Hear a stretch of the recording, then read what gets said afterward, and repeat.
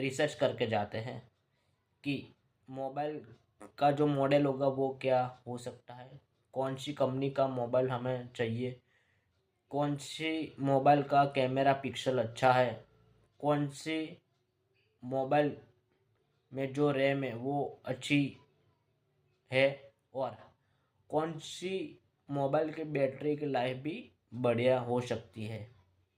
तो मित्रों ये सब हम पूरा रिसर्च करके ही मोबाइल परचेस करने जाते हैं, और उससे पहले भी हम मार्केट में रिसर्च करते हैं कि क्या क्या उसका रेट है।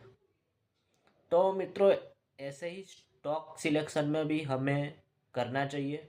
ऐसा कि नहीं किसी ने हमें बोल दिया कि ये स्टॉक में निवेश कर दो तो आपका मुनाफा अच्छा रहेगा, प्राइस बढ़ेगी। स्टॉक सिलेक्शन के लिए भी मित्रों आपको मार्केट रिसर्च करना पड़ता है कि कौन सा स्टॉक हमें आगे जाके अच्छा मुनाफा दे सकता है, उसकी क्या बिक्री है, क्या मुनाफा है, क्या प्रमोटर होल्डिंग है, वो सब मित्रों हमें देखना पड़ता है। तो मित्रों जब हम स्टॉक खरीदने जा रहे हैं तो मेक श्योर कि आप थोड़ा रिसर्च करके जाए।